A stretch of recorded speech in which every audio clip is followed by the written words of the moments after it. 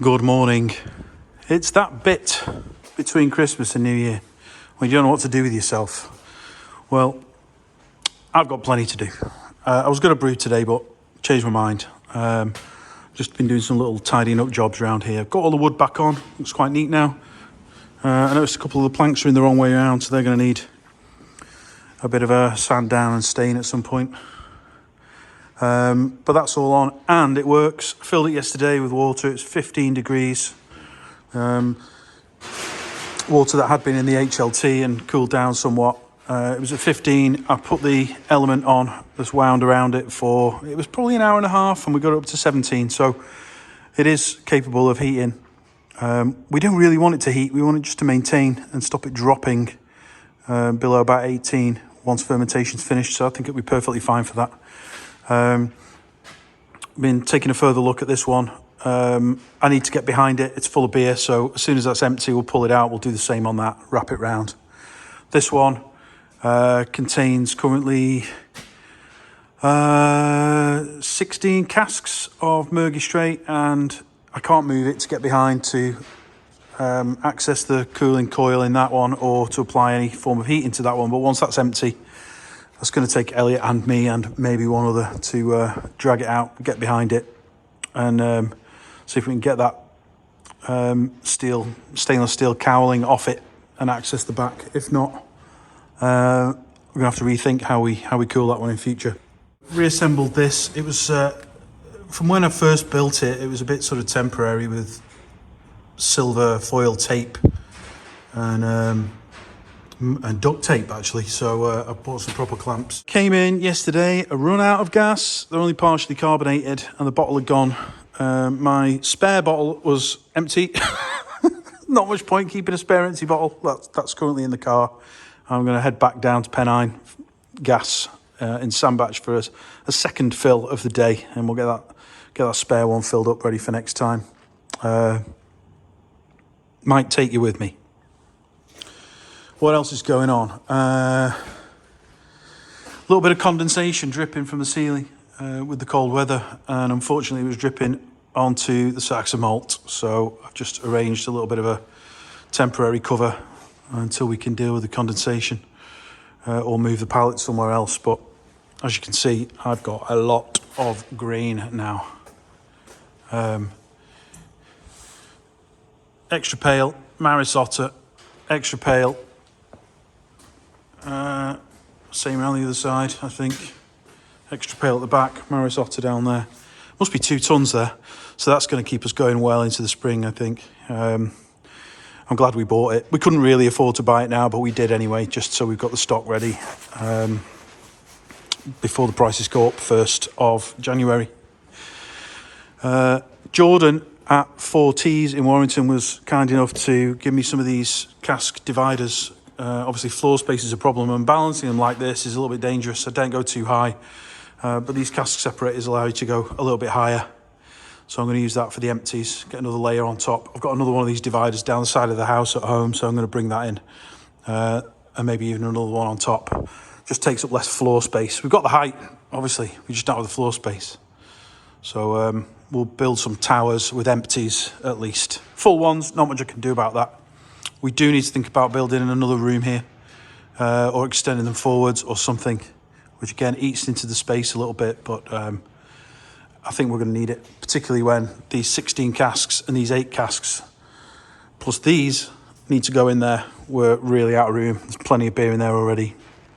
It's a bit windy. This might not work. I'm at Pennine Gas, and we're going to get this other cylinder filled, so next time I don't run completely out. Tomorrow we are taking a trip to Sheffield to see narrowboating phenomenon and sandal wearing advocate Martyn Bailey. But first we'll get this gas filled up. All done. Right, I'm gonna go home, have a few beers, off to Sheffield.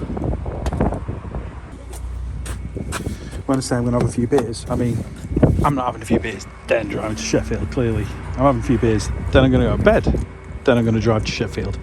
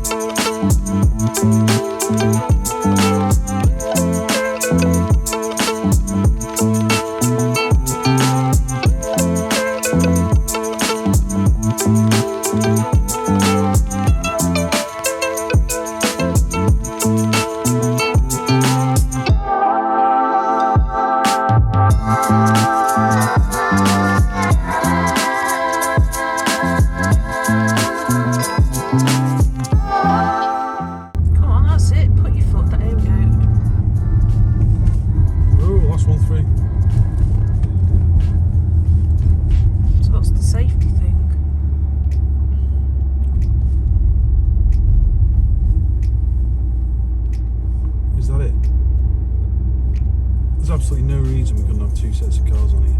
None.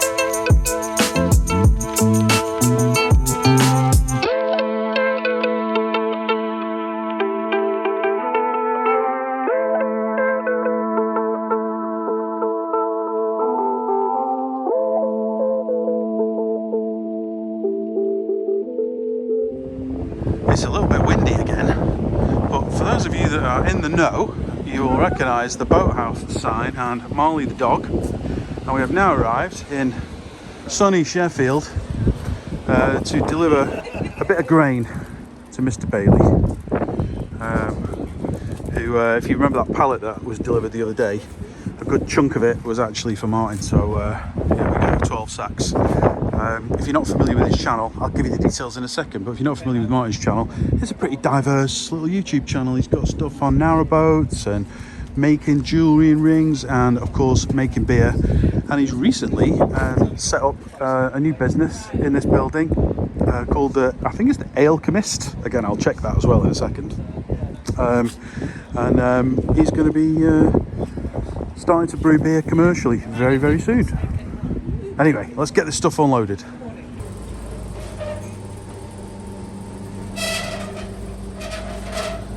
Delivered. Wonderful.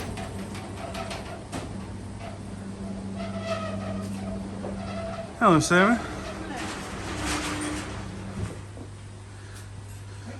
We've also brought Staffordshire delicacy, although we are in Cheshire, we're sort of on the border.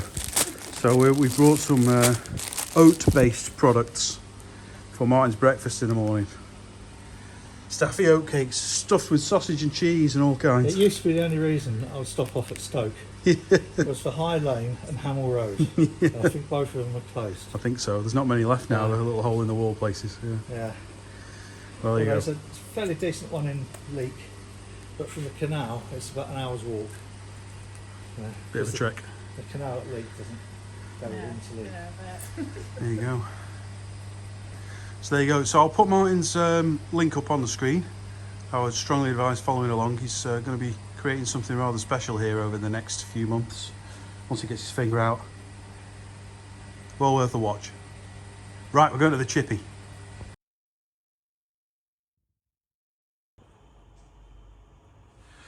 "8:20 and I'm back at the brewery.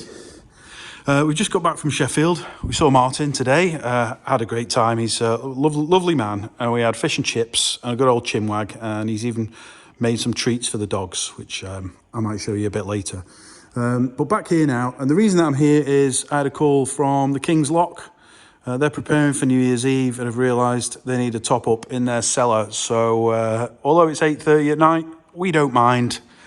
If any of our customers want a delivery, we will do our very best to get you beer as soon as possible. So we're going to take down there a Moston Dragon, a Murgy Straight, and a Get Locky, and they should be fully stocked, ready for their customers on New Year's Eve. I also just had a Twitter post from Spartan Brewery in Bermondsey asking me why we are gassing these kegs through the product out port where the beer normally comes out from, as opposed to the gas input port where you normally would put gas. And the reason for this is because we did it the other way last time and everybody told me to do it this way round. So I thought I'd try it. The logic being, this is, you take out the little non-return valve that's inside here, and then we're pushing gas directly in here through the spear down into the bottom of the keg, where the CO2 is then able to bubble up through the beer. And apparently that is a better way to get the CO2 dissolved into your beer. If we put gas in through the gas import that you can see there, then, which is what we did last time, and it carbonated perfectly well, it's actually filling the space at the top of the keg, and it's top pressure on the surface of the beer that is pushing the gas into it. So I don't know if one is more effective than the other, but we're going to have tried it both ways now. So if both ways work, I'll probably just leave it. Other than changing the pipes over again, I don't think it's going to make a lot of difference. As long as it's gassed, we're all good. Right, let's get loaded up and off to the King's Lock.